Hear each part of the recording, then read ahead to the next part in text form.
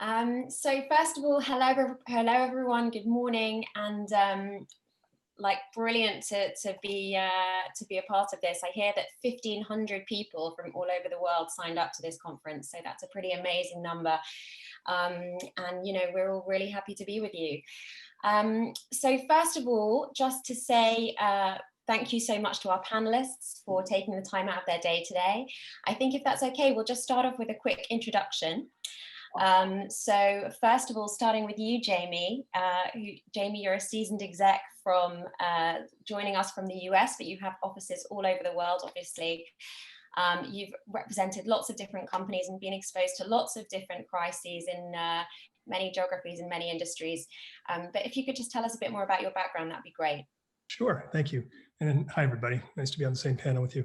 So as Paula said, I founded Infinite Global about 20 years ago. We are located in New York, San Francisco, and London. We have a heavy emphasis on PR and crisis communications. We also do some design work and content and things like that. Our clients tend to be professional services firms and their clients. So we do quite a bit of litigation work and then these thorny situations that we'll talk about. Great, thank you so much, Jamie. Sophie, who is joining us from about 3 streets away from me. Sophie is a European-focused comms leader. She's been at many of the big kind of name disruptors that you guys all know. She's got a brilliant history in comms. Sophie, tell us a little bit more about you. Hi, thanks, Paula. Nice to meet you all and lovely to be here today. I'm just going to caveat before I start with, I had to give my dog a bone before I started the conference. So I'm sorry if you can all hear some annoying chewing, but it's better than barking. It's great to be here today. I'm Sophie. I have worked in PR since I graduated from university. I've always worked in-house and for kind of media, tech, telco, advertising type businesses.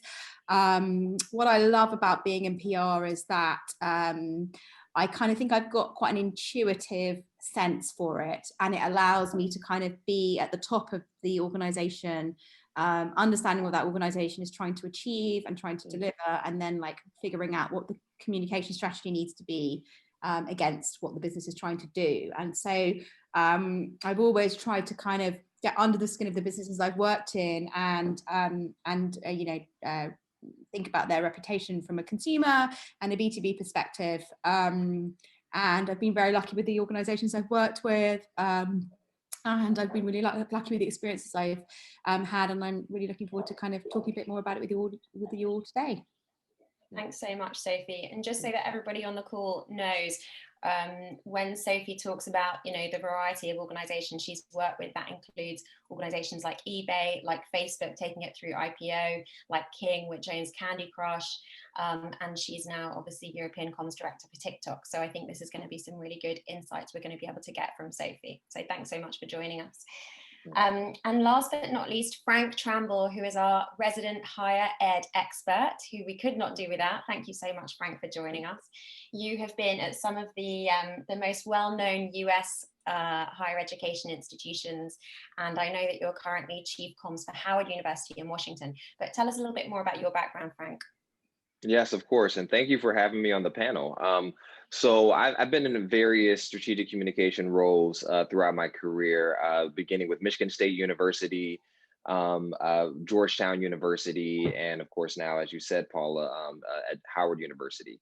And I also am an adjunct professor for Georgetown in their integrated marketing communications program, as well as a fun alum who uses Unibuddy all the time to try to speak with students who are interested in going into the Georgetown program. So I'm a big fan of the platform. Perfect.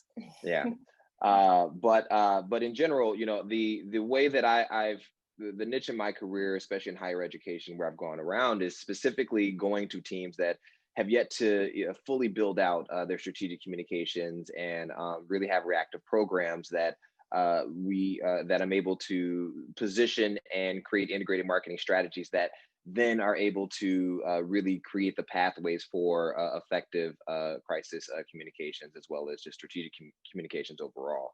And so for various institutions, various scenarios, I've had the ups and the downs, all of course, and I'm excited to share a couple of those experiences today. Ups and downs, that's certainly something that, you know, I think every comms professional can really connect with about what life is really like. So just a couple of housekeeping things to start with. I've got obviously kind of list of broad questions to ask you guys. I'll generally probably try and ask you each one question, but depending on time, I'm going to keep an eye on things. Maybe I'll ask the same question to two of you. Having said that, if you kind of vehemently but hopefully respectfully disagree with one another, this is obviously a conversation. So, you know, do feel free to just jump in and add your 2 cents. For everybody listening, I'm not sure whether Poppy mentioned before she brought us into the channel, but there's a live chat in Unibody Live. So I will be keeping an eye on it. So if you have any questions for the panelists, I'll try and kind of integrate it into our conversation. But obviously there's also a speakers lounge as well. So if you want to follow up and have a one-on-one conversation with any of the panelists, then that's probably the place to do it afterwards. So right, without further ado, I've kind of broadly split this into 3 sections really in my mind. The first is I want to talk a little bit about the bigger picture. You know, we've got this wonderful kind of eclectic background between you all and really kind of seasoned, experienced professionals that you are. So I want to talk about the big picture, you know, the learnings, talk about other industries, other places. We also will talk then about universities specifically, the dreaded COVID, what 2020 and the pain of it has been like, you know, sort of advice and experiences from what you've seen specifically, Frank, and things that we think are the more obvious things coming down the pipe, but also maybe some of the kind of non-obvious ones that we might want to prepare for, because those are inevitably the ones that kind of come around the corner and hit you on the head. And then lastly, we want to talk about some best practice ideas. So, you know, anything that you can offer our listeners in terms of, you know, how should you prepare for a crisis, things, how do you get internal stakeholders on board, which is often one of the big challenges. And, you know, what should you do to follow up, and just hygiene stuff that people can learn from. So those are the kind of 3 buckets. So I'm going to start off with Sophie. Sophie, you have been in so many interesting companies at very interesting times. What, if you're able to divulge, what do you think is the worst crisis that you've ever weathered? Like, how did it unfold? How did you respond? And in retrospect, what might you have done differently? Yeah, sure. I mean, it's a difficult question to answer because, you know, I think in all honesty, for me, I think the worst one was probably when I was more junior in my career, and I just felt the pressure of it on my shoulders a lot more. Whereas I think what experience has taught me now is that I just don't get as fazed about them, even if they have increased in severity. So I still always go back to a couple of my first crises at Facebook. So I was the first PR person for Facebook outside of the US.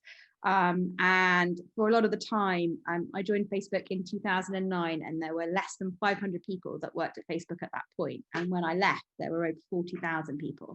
I was there for 8 years. 40 or 14? 40? 40,000, yeah. So the company grew and scaled like in an insane way while I joined my tenure there. So when I first joined Facebook, there was, you know, for a couple of months when I was the only comms person when the rest of the US were asleep, you know, I was in my late 20s. I'd had, you know, some, you know, okay jobs, but this was definitely by far the biggest pressure I'd had on my shoulders. And there would be a time where San Francisco would go to sleep about 11 till, you know, 7 a.m. their time, where I was kind of carrying the can. And there was at the time Facebook was growing and scaling, and it didn't, over the years that it kind of developed, it developed kind of on the hoof a lot of its policies around safety, around privacy. But at this point, you know, it was quite nascent, and we didn't necessarily have the back end infrastructure in place that, you know, was needed for the size of the platform. And there was a girl who unfortunately met someone who raped and killed her, and the press was that they met on Facebook, it was subsequently proven that they didn't, but at the time that was the news agenda, what was in the headlines. And it was just an insatiable amount of pressure that this kind of girl who was, you know, under 18, had kind of, you know, through the lack of safety precautions on Facebook, met this person.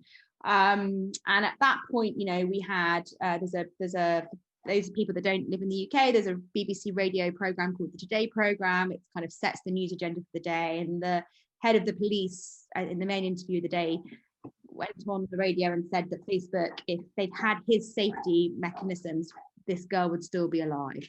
And then it was also debated in Prime Minister's Question Time in Parliament, where, you know, her name was brought up and Facebook was mentioned. So it was really at the top of the news agenda. For me, that was the worst one, because, you know, at that point, we didn't have the credibility in the market with any kind of charities or stakeholders. Nobody would come out and kind of defend us. We were up against, you know, the chief of the police, which is not someone that you really want to kind of be going head to head with from a press perspective. And we didn't really have any relationships in the media, or, you know, any way that we could kind of try and get our perspective across. And also it was a very, very sad and devastating situation. So that for me was probably the biggest situation that I've had to deal with. And for that, we just had to kind of break that down. We had to break it down into like what we need to do in the immediate short term to kind of manage the crisis, and to you know, and to stem the flow of the coverage. But then we also had to take a very long-term perspective of like, where do we want to be in a year? And how, if this story broke in a year, how would we want to handle it differently from how we're able to handle it now? And so what we were able, and again, we launched, at that point, we launched a kind of a campaign with 8 to 10 different charities, where we gave them some ad credits in order to be able to use Facebook. We partnered with the police, we partnered with the NSPCC, we partnered with anti-bullying charities, and we taught them how to use Facebook to reach these young people who are vulnerable, so that by the year later, they had come out in kind of praise and support of Facebook, which was something that was just not, they were not prepared to do at the time.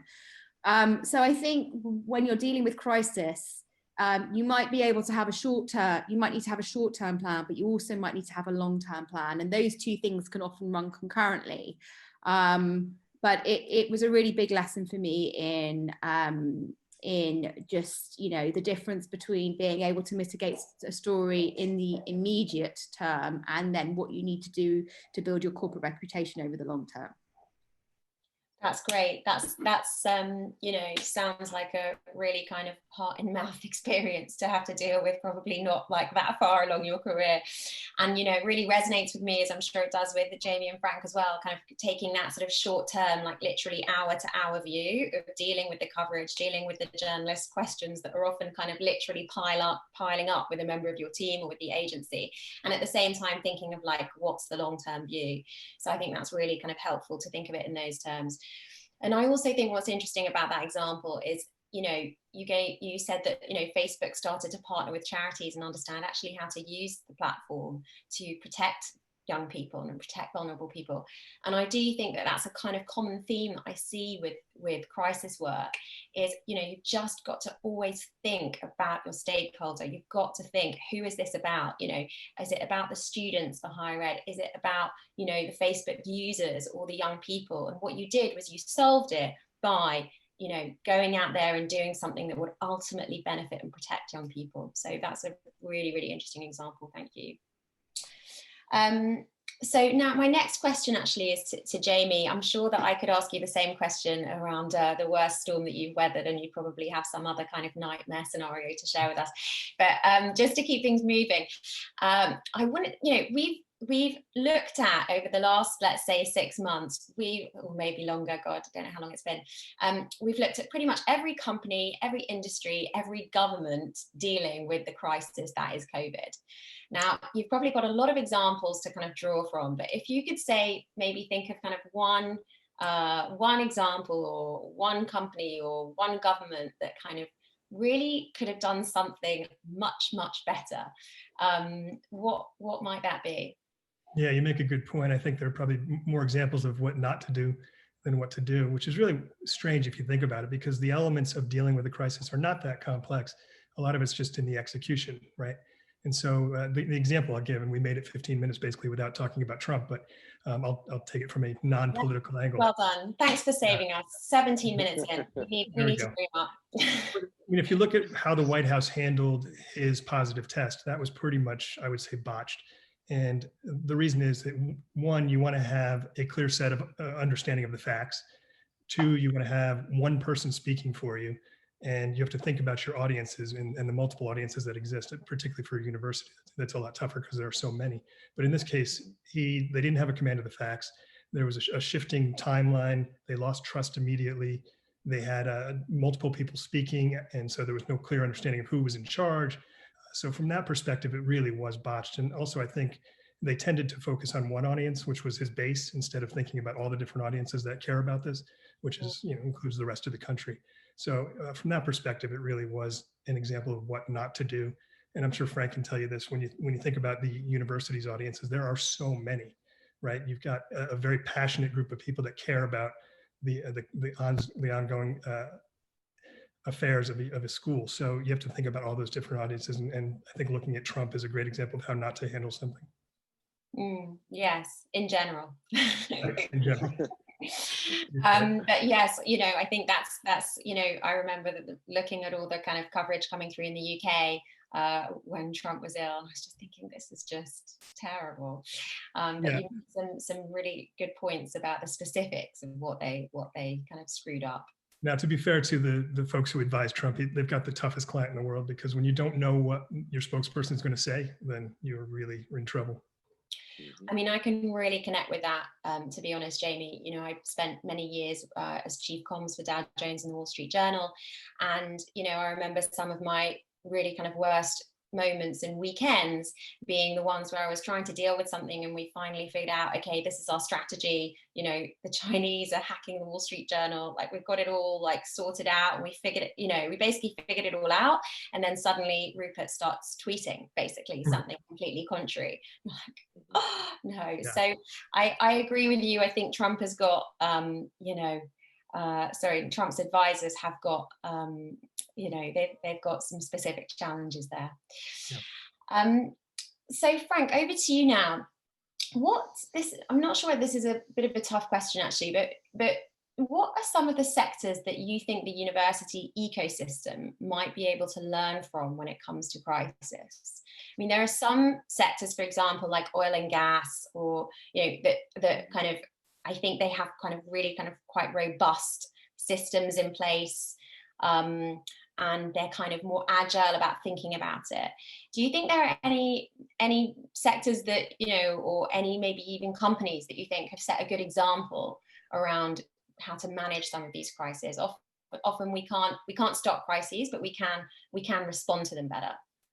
Yeah, thanks for the question. I think Jamie hit it on the nose originally, saying that the complications of universities are different because of all the particular audiences, and you have to overlay a particular thought that it's a little different for a company. A company is simple. A company is you have your consumers, you have your investors, and those are really the people you're trying to appease in the audience. Where the funding models for universities completely change depending on who you are. If you're a public school, you have state funding that goes in, as well as your tuition and your donations and philanthropy. When you get to a private school, you don't have the government funding. However, you do have a significant amount of philanthropy dollars, and so you have a really niche audience that you're really trying to appeal to. At HBCUs, there's a federal appropriation and there's a philanthropy struggle because you're trying to raise more money. And a lot of those funds end up coming from different corporations and different partners. So, and then of course, you still at the center of all those things, you have students. So when you start thinking about the industries that mimic that, it's a little difficult to see. However, there are a lot of lessons that you can learn just by watching companies respond and how they interact. And with institutions tend to be way more conservative in how they will actually respond. However, if you look at some companies who can be a little bit more agile with how they interact, you will find that there's some lessons that you can learn. For instance, one of the companies that I always look at, especially for social media, in particular, even for voice and tone, is Wendy's, because of their social marketing is so savvy that they're really quick to be able to jump on things. And I think they're a good example of when you have an understanding of your tone and who you are and what you stand for, then you can really respond to either crisis within your actual community, or even looking at your competitors in a different way, where you can actually jump in and score some points with your particular audience. So, I can't say that there's one particular industry that really mimics, I believe, the complications that the institutions and universities in America really have to deal with. But I do think that if you look around at many of the industries and pull from, as well as find universities that have gone through things and how they've responded, you can learn those lessons a little bit quicker. And one of the other things I'll say that's interesting about the higher education industry, and I think, Sophie probably can attest to this. When you're working for Facebook, you can't call Twitter to see how they handle things. That's not, they're not going to talk to each other that same way all the time. However, with institutions, we're a lot more open because we're not fighting always for the same people. We have the same challenges. And so there, when you build those connections in the higher education industry, it's a lot easier to pick up the phone and say, hey, I saw you deal with this situation. How did you guys respond? What were the internal workings, of your situation, and what do you think you could have done better? So I found that to be a very helpful resource across my entire career of building a network of individuals that just like this conference, we're able to do that on a weekly basis, a monthly basis, and try to learn from each other to find those best practices.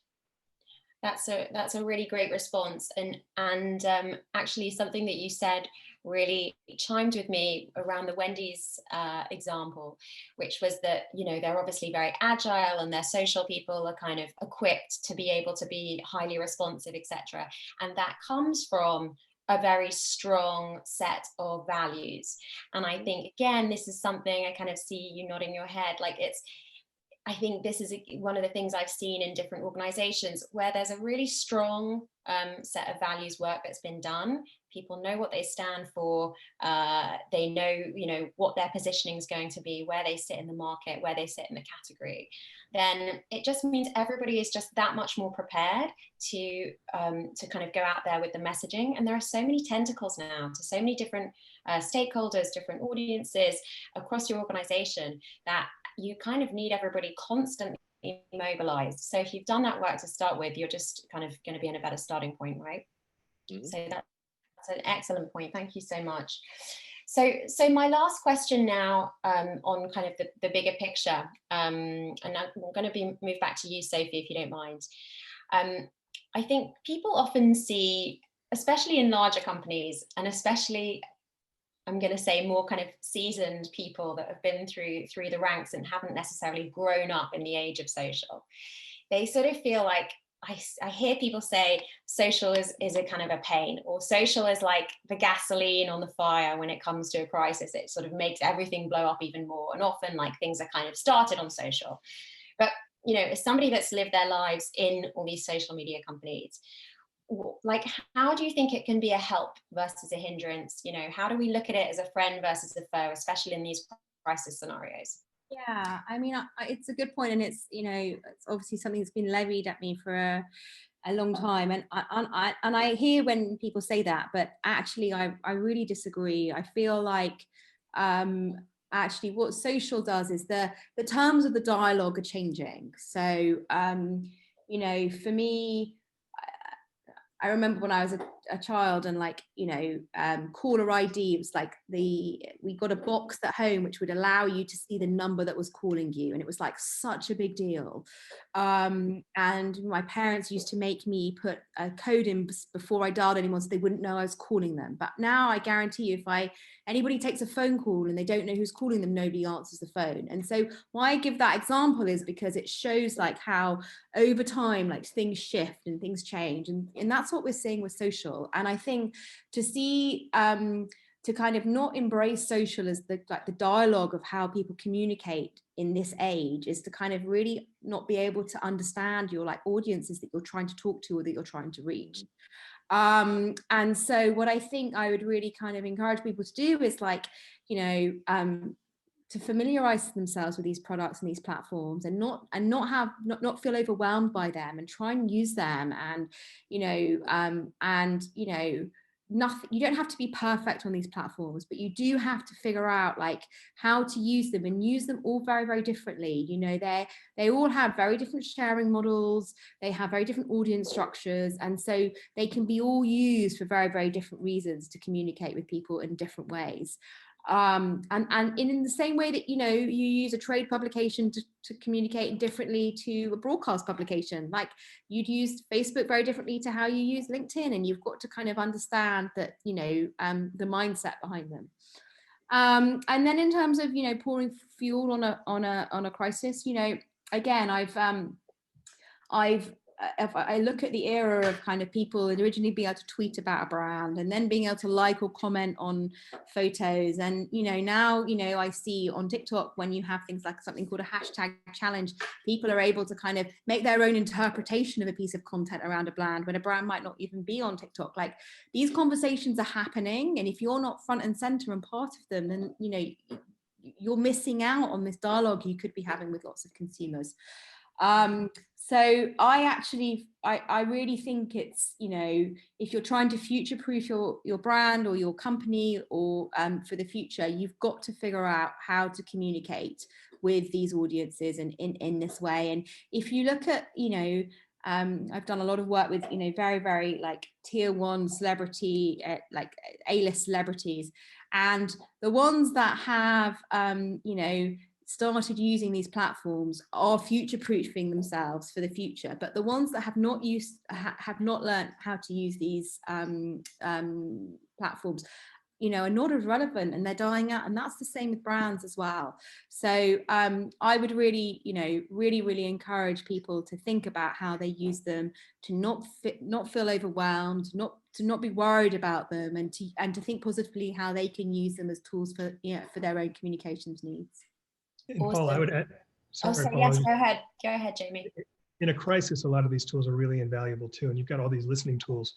And so it's almost like having an ongoing focus group, right? Where you're not paying the people, and they're a little bit meaner, but in general, you can get a sense of really how you're viewed in real time. And the trick is to just know how to use those tools, as Sophie said, but also not to overreact to them, because a lot of times there can be a lot of noise, and it's really a vocal minority. So you just have to know when to use that information and react to it, and when to just let it go. These are great points. Thanks for adding that. And, you know, I think everybody, well, a few people I can see on the chat, what you said, Sophie, about, you know, people actually embracing these tools is really chimed. I think it is really important. It's so easy for somebody that's not familiar with them to just say, oh, you know what, we're just going to kind of ignore that, or, you know, for whatever reason, you know, decide that they don't want to attack that. But actually, you know, don't leave it. The world is moving. Just, you know, just get stuck in and start learning. I think that's a great piece of advice. Just a quick reminder to keep putting messages and questions, guys, on the Unibuddy Live, because I'm picking them up, and also seeing people appreciating my blah blah print. So thanks so much for that. It's from our local shop that Sophie and I live very near, and I'll let her know that it's been popular. Last question before I move on to the university sector, when I'm going to bring you in a lot more, Frank. Somebody just asked a question around staying ethical in PR crisis management. Jamie, maybe you want to take that. Like, what's your advice for kind of, you know, really staying ethical when you're managing a crisis? Well, you know, we alluded to it earlier, and when you talk about how to behave in a crisis, one, there are a set of rules. They're pretty basic. But two, if you start by understanding what your values are and how you want to communicate those, they really inform everything. And so if you look at universities in particular, I think it's really smart to telegraph what your values are, what you believe in, what you stand in. And when schools have run into trouble, and when some of these tech companies like Facebook and Twitter have run into trouble, it's because they have not either been clear about what their values are, or they have not behaved in accordance with the values that they believe in. And so that's a really, I think if you use that as your guide, you really can't go wrong. Cool, great, thank you so much. Right, so if we now can maybe turn our attention to the university sector. That's where, you know, all of our audience is from. I think we can safely say that 2020 has been a utter roller coaster ride for you all, and you've all been, you know, managing your own particular brand of COVID crisis. And you know, this is obviously having a huge impact on your staff, on your students, and ultimately enrollment figures as well. So I'd like to just kind of talk to Frank a little bit about your experience of the COVID crisis. You know, how have you guys been doing it at Howard? Like, you know, what are some of the challenges that you've kind of particularly honed in on, and what are some of the learnings? Yeah, you know, again, the challenges at every university are a little bit different, of course, according to what student base you have. I think one of the interesting things that, you know, is occurring as you move forward, for one, if you didn't have a good PR team beforehand, you know, especially in the university market, you definitely needed one now. And I think universities often saw that if you couldn't coordinate and move things as quickly, you know, especially with the communication points that need to be constantly, you know, kind of hounded. I think that's one of the more crucial areas of how we need to really communicate back and forth. One of the challenges that we've had in Howard is, you know, specifically, how do we make sure that the audience is getting the messages that we are sending? Because, you know, a lot of universities are doing really good work, but the message doesn't always get to the constituent. It doesn't always get to the student who, you know, I think most of us always say, okay, well, you know, do you send out an email? Well, what's the percentage of people that actually open that email? How often was that email sent? And then when that email was sent, is that put in a place where everyone understands digitally where to go to that to get that specific information? Is your social channels integrated in a way that also reflect? And that's really where that integrated marketing communication side comes into PR, because PR is really about make sure you craft the right response. The integrated marketing strategy is how we can make sure that response gets to the people that need to hear and see that response. And I think one thing that is really important to even that integrated strategy is not forgetting, especially in the university market, that you can do all of the right things socially and digitally and still miss audiences if you forget to actually you know, integrate yourself into the groups that are also looking for the you know, individuals who they respond to. You know, they may not always open an email from the university as a whole, but the direct professor that they're dealing with, or the particular alumni group head that they have. Those are the other individuals that you also have to enact in order for that message to be streamlined through and people to hear what you have to say. And so the challenges have been very unique, you know, through COVID. I think one of the, you know, I think we all know the kind of, you know, outwardly issues that we have, of course, with there being health concerns and you know, the hard transition to go to online. Those are the kind of the ones that people know about. I think some of the ones that people aren't talking about as much is, now that we've been in this crisis, how the health concerns are really happening at many different levels, and not just at the COVID level, but because now we have individuals who are inside of their homes, who are who, you know, don't have the structure that a university really affords, the learning environment. Then now we're dealing with mental health issues, which cause other PR crisis. We were dealing with, you know, a scenario where we had a student who was creating a very inappropriate memes about our president, and you know, and we had to go and, you know, luckily we were listening and we saw this coming, and so therefore we were able to mitigate that from turning into you know, a level 1 crisis. But you know, it's those type of things that unearth themselves because one problem happens, now 3 or 4 others happen, and if you're not looking to try to mitigate those, you can have 3 or 4 crises going on while you're still dealing with one big one that we all have. I think that's definitely been, you know, one of the experiences that everybody's had in common with COVID, and, you know, managing comms, managing crisis. It's like, you know, there's just so many, it's quite complex and it's very different for everyone, you know, and very different for each university, as you pointed out. I mean, one thing that I really liked about what you said was kind of, you know, when you talked about actually the professors often being the best people to deliver the messaging to students. I think that's something that's really important for people to understand, is identifying all of your different stakeholders, all of your different publics, and what's the best way to reach them. Like, it's not often the obvious, like, how is that message actually going to land? One thing that I'd love your view on, Frank and Jamie, that people have asked in the live chat is, you know, that COVID policy is just changing all the time. Like, how are you dealing with comms kind of so that you can evolve it quickly and you can be quite agile about it? Maybe Jamie, have you got some ideas on that? You want to go first?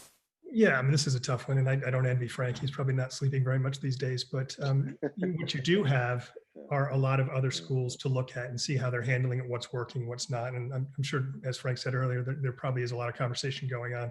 But yeah, this is not like a typical crisis where you have a roadmap for it, right? This is not something that a lot of folks have dealt with. How many pandemics have we had? So you just have to be agile, use the tools you've got, listen to people, and follow what's working and what's not, and just adapt real quickly. Yeah, and Jamie, you're right. There's you know, I don't have a time I get off work. I just get off when the emails stop, and I think I can go to sleep for a couple hours and hope to not wake up to any large particular issue. But the challenge definitely is ensuring that we are creating kind of the structure that allows for easy flowing information. In crisis like this, and again, there's not much like this in general, but in terms of things that we haven't seen before, that's where the process, takes some stress off of who's supposed to do what and who are we talking about. So at minimum, when you have a good crisis communications plan, knowing that as soon as we do have something we need to discuss, you know the exact individuals that need to be in the room.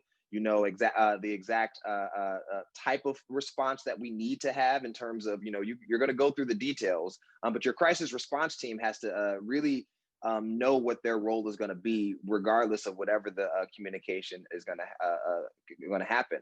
I think that's where, you can spend a lot of time on the strategy, but if you don't have the infrastructure and the plan in place to always know the individual to call, know the pipelines created so that everyone's on the same page, then you're not going to be able to respond quickly. And then you lose valuable time in trying to just work the process versus the process already being there and having more time to really work the strategy and the communication. Yeah, and just to add to that real quick, the other thing is, just as you alluded to, the communication has to be real clear. I think where companies and groups have gone wrong, it's when they've been sending out a muddled message. People just want to know what's going on and what they need to do. Yeah, one of the challenges we have, is pretty much every semester, since no university, well, not many universities are completely closing for the entire year. Most have put out statements saying they're closing for the fall semester and reevaluating step by step. And so you have this really kick the can down the road conversation, which means that every couple months we're going back to the beginning and needing to then redecide, are we going to open for the spring? And if we do, what does that look like? Who's the prioritization of people? And even more than that, you have to step back and go, well, even if we're talking about opening up for the spring, we need to communicate to individuals to say when we're going to have an answer for them. Because every motion that we have is gonna change how their lives are. They're gonna have to start moving. They're gonna have to think about how to move. They're gonna have to think about what their new costs will be to now have to move at a different time frame where they weren't planning on those things. So the ripple effect of some of the decisions should help you, if you understand them, should help you create some longer plans that allow you to at least start communicating before you have some answers, knowing, letting people, go down the process with you. Because at bare minimum, if they know that, you're working the process and that they understand which portion of the process they're at, then they'll be able to, at least respect whatever decisions are coming out. Whether they like it or not is always going to be up for discussion. But you at least want the respect of your audience to know that you're doing the best you possibly can. Thanks so much. That's great, Frank. I mean, the thing is with all these questions, honestly, I'm just looking at the time, it's 4:40. I've got so many more questions to ask, and we could have 2 hours just on COVID. So I do have to try and move it along. I mean, if 2020 was COVID, then 2019 was kind of college admissions, which also hasn't really completely finished, right? We still see a lot of coverage about that. And one thing I want to talk about is kind of, how do we plan for the future? In higher ed specifically. I remember when I was at BNP Paribas and the head trader stood up and was talking about the 2008 financial crisis, and he literally drew this graph and he said, here we go, look, these are the scenarios that we were preparing for, and this is what we were stress testing for, this, and then he put this dot like way outside. He's like, this is actually what happened. So I mean, what do you think are maybe in fact, any of you, Jamie, Frank, or Sophie, what do you think are some of the issues that we may continue to see end of 2020, 21? And maybe what are some of those kind of things that we might never be preparing for or imagining that we might want to start thinking about? Well, I'll just kick us off with one, and Jamie kind of hit it earlier, and that's politics. I think universities have always played an interesting role in the political makeup of America, and that honestly many other areas in the world too as well. So what I think, as we've gotten more and more polarized, especially here in America with our views, I think it has put universities at interesting places, because they're places where you want to foster the conversation on both sides of the fence. But you find that the polarization also puts the university in a place sometimes that that forces them to seem like they're on one side or the other, when really the universities try to stay rather neutral for the most part. Thinking about also those funding models for everyone and how that actually works. And I think that one of the things that we as universities have to really continue preparing for is being a lot more understanding and having plans for for how polarized we are. Your students are going to be that way. Your alumni are that way. And so because you have this, I think we have to spend a lot more time thinking through these scenarios of, okay, well, if this happens, where do we stand? How do we ensure that if the pendulum swings too far left or right, that we're able to get it back into the neutral side? How do we ensure that that, because it's going to happen, it's going to go too far one way, that we're able to bring it back to having constructive conversations and dialogues, which is really what universities strive to have, is to have the dialogue, have the conversation, have the debate, without it going too far left or right, and putting the university at a disadvantage of how to respond. So I think planning ahead and accepting that this is now a part of our culture. It doesn't matter who wins the election. It's going to be that way for a while. And I think we need to spend some time planning on that, versus just allowing it to happen and waiting for the next thing to occur. Yeah. Sophie, did you have some thoughts? No, you go first, Jamie, then I can happy to come in. Sure. Yeah, I think one, it goes back to having your values and articulating those. I mean, this is nothing new for universities to deal with situations where students disagree with the university's policies or practices. And you go back to Columbia in 1985, right, where they were dealing with some apartheid issues and investment in that. And how the students reacted was by barricading a building. Now you've got social media, you've got the ability to activate students really quickly. And I think if you don't have a process for listening to them and facilitating a dialogue, as Frank said, you're in trouble. The other thing I would say is you just always have to know, this is a horrible phrase, but where the bodies are buried, right? So there are things that you probably are in a university's past, or you've got professors out there who are very vocal now on social media and may say things that are at odds with your values. And so you just need to know what's lurking beneath the surface. And I'll give you an example that's outside of the university setting, but we were working with a law firm that was representing President Trump. We'll go back to politics again. And in the midst of all this, and in the midst of all the Russian investigation stuff, it turns out that the law firm in the past had been named Russian Law Firm of the Year, right?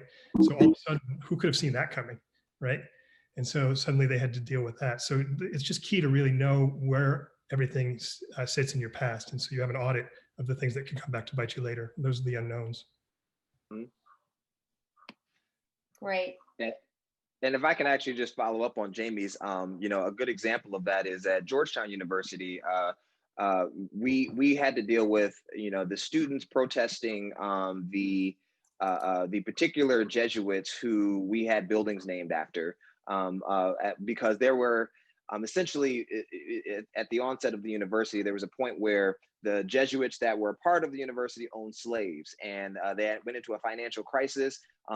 They sold 272 slaves to make the gap, to meet the financial gap, which kept basically kept Georgetown University even existing. Now that was never you know, a secret, if you will. It was taught in some of the African American history classes, things of the sort. But once the students of today got it, they, you know, they made a huge protest, and the university's response, which I think was one of the more positive ones, was to actually create a slavery and reconciliation committee that really searched out the 272 descendants of those slaves, identified them, and started engage them in conversation of how they can make amends for this sale that essentially, you know, kept the university even in existence. Without that sale, Georgetown University would not have existed at that point. So, you know, I think when you talk about knowing where the bodies are buried, that's one of those moments where if we were proactive about it, you know, we should have thought of some ways before the students had to bring that to fruition, in order for us to then have to respond and do all these other things, versus thinking about who are you morally, and this time to make these moves, because it's who we are as an institution or an organization. That's a great story, and it kind of reminds me of what Sophie's example at the very beginning about, you know, working with the charities after the issue with Facebook. You know, you have to kind of get back to what the root of the cause is, and kind of, you know, show versus tell. And I think that's another kind of show versus tell is another big theme. I'm trying to keep it moving, guys, just because of time. But I mean, one thing that I always like to think about with crisis as well is that it doesn't actually necessarily have to be all bad. It can be an opportunity. And, you know, certainly there are some examples of companies, governments, you know, thinking New Zealand here, you know, leaders that have kind of really shown their mettle and said, okay, wow, this is actually a time when I can shine.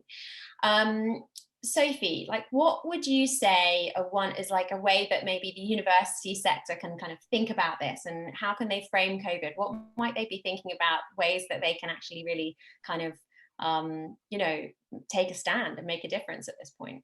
Yeah, it's been really interesting listening to Jamie and Frank. I mean, my experience of crisis is slightly different. I mean, no matter what we prepared for, you know, the nature of being of Instagram and Facebook was that you'd set a policy, and that you would only know live when that policy was being violated, that the policy wasn't fit for purpose, and then you'd have to kind of manage on the hoof. So no amount of pre-planning was ever, you know, that helpful, to be quite honest with you. So the type of comms that I've done is much more around like dealing with what's going on in the moment. And I think in terms of, you know, one of the great things that, you know, we've been able to implement, I think, at TikTok is much more of a leadership position on a number of issues. So, for example, we made a, you know, really big stand with not allowing under 16s to send direct messages, to kind of prevent them having kind of inappropriate contact with people that they shouldn't do. We've made great strides in terms of our family safety mode, and you know, how we allow our younger users to kind of their parents to kind of control their usage of their TikTok accounts. And more recently, you know, there was a terrible suicide video that was filmed on Facebook Live that then, you know, kind of went onto the other platforms. And, you know, we in that situation reached out to the other platforms, and there is a code of conduct for pornography imagery across platforms, and we, you know, have asked the other platforms to kind of join with us to extend that to suicide content, so that we all work together on these type of issues. And you know, it's one of the things I'm proudest of about TikTok. We kind of look at the situation, and we look at what the leadership position should be, and we head in that direction, and we try and kind of bring the industry along with us, which I think, you know, and we do that a lot from a reputational perspective, because TikTok's quite a misunderstood entity. And so, you know, I really think that the brands and the companies that will forge ahead and will be able to kind of defend their reputation from a corporate perspective are the ones that take strong moral leadership positions on issues, and know that that might not be the best thing for their bottom line, but it's the best thing for their audiences, for society, and for, you know, the type of world that we all want to live in. And I think that you know, can be definitely applied to the way that higher education establishments can look at what's going on in the crisis. You know, for me, and I'm obviously, I'm not close enough to what, you know, is going on in you know, American higher education establishments, but, you know, I would really like to see, you know, the UK universities that maybe forego the fees this year for students that are having, you know, just not the experience that they would want at university, and do something that's really puts the students front and center, because I think that that kind of reputational statement is what sets them up longer term, and would, if I was as a student looking for where I wanted to go, would really resonate with me longer term. So I think it's about taking longer term, making decisions for the longer term rather than in the short term. Yeah, that's an amazing point, and I couldn't agree more. And quite often those kind of really reputational lines in the sand can feel really scary for organizations, because it's like obviously not the right thing to do for the immediate bottom line.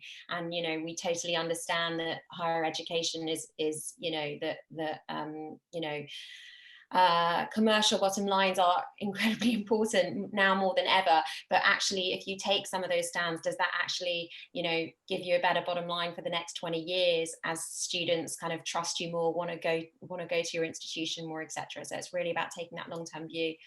Phenomenal point. I am almost running out of time, and we have not had time to really get deep into the practical tips. So I'm going to ask each of you to just do like a 1 minute, like a wow line on your best advice for the basics to get in place for a crisis plan and best ways to get internal stakeholders on board. So I'm sorry it's so short. Again, we can carry on in the speakers lounge afterwards. But Jamie, do you mind just kicking us off with that? Sure. And we've talked about a lot of this, but first of all, a lot of the crises that higher ed institutions are going to deal with are fairly predictable. How they play out is up for debate, but in terms of what kinds of things you'll encounter, those are all predictable. If you don't have a communications plan in place, I hate to say you're not doing your job at this point. Every school should have a plan in place. They should know who is, they should run drills. They should know who's involved, know what you're dealing with. So I've dealt with crises where it turns out that the person who's supposed to be out there front and center is just not capable. You won't know that until a crisis hits, but you can do some planning in advance and know the personalities. So one, I'd say plan ahead, run scenarios, have all the tools in place to deal with it. Social media is something that's evolving quickly. All the tools that are out there, if you as a school don't know how to use them and use them well, you're really at a disadvantage. Amazing. Nicely kept to a minute. Much appreciated. Sophie? Wow. Yeah, for me, I think it's, you know, Jamie talked about a lot of the points, having a good plan in place, you know, knowing who your internal stakeholders are to go to, who's the, you know, we often talk about kind of the war room, who are the key members of your cross-functional team that need to be part of those decisions, that need to be in the war room. You know, what are you know, who your go-to people to figure out the facts. And obviously I'm talking, you know, from a platform perspective. So, you know, that might be our user operations team or trust and safety, but who are the equivalents within your institution that you need to make sure are in the room? I would also, go back to a point we made earlier, you know, what are your values in this situation? Is it, you know, do you strive for open and transparency? You know, who the stakeholders you're trying to talk to? Again, I am not a fan of jargon, keeping your communications plain, simple. You know, I always think of your next door neighbor or your mother-in-law, like how would you explain this to them, and try and, you know, use that kind of very, you know, plain English, simplistic way of describing what you need to describe. Don't overcomplicate things. And, you know, just, you know, if keep the communications consistent. So, you know, often we start with one line at the beginning, and then we update it and we update it and we update it, and we just keep that kind of communications going. Don't hold out to find the perfect answer, the perfect statement. You won't get there. So just think about the audience that you need to communicate with, and just keep communicating with them. Great, simple and done versus perfect. Love it. So last one, Frank. And if you can, sorry, Frank, if you can specifically focus on the getting internal stakeholders on board, I think everybody would love to hear that from you. Yeah, you know, the one tip that I can give is essentially write the headline that you want to be written and then work backwards. So if we want, you know, I always ask our partners, you know, what do we want to be the headline to be? You know, and if we want it to be, you know, Howard University supports students like no other, then how do we make that true? So, you know, now we have to look at our opportunities of working backwards from the headline. And I think when you get people to think about things forward looking, and when you have them really thinking about what is that headline, and then keep that as the focus, then you can benchmark everything you do off of that. Okay, well, we're going to do this action. Does that really feed into that? Does this really mean that we're going to be for students if we do this action? You know, so that way you have a kind of a general agreed upon moral barometer for everyone to benchmark against and get internal stakeholders to be on board. I think I was 1 minute and 1 second, so. Yeah, you were all incredible. So I'm going to let Poppy join us back on stage now, but really very much thank you from the bottom of my heart. I really have enjoyed our conversation. It's, you know, there's so much to talk about when it comes to crisis. Like I mentioned, we could have spent, you know, 3 hours on COVID. So I appreciate all of your advice. I appreciate you taking the time out of your day. It's been fabulous. So thank you. Thanks, everybody. Thank you all. Thank you so much. And thank you, Paula, for hosting that session as well. I think you've got a lot more questions that have come through, so I'll let you all head off, hop into our speakers lounge and enjoy the rest of the conference. But thank you very much for joining us and sharing your wealth of experience with us today. Thanks, Poppy. Thank Bye, you. y'all.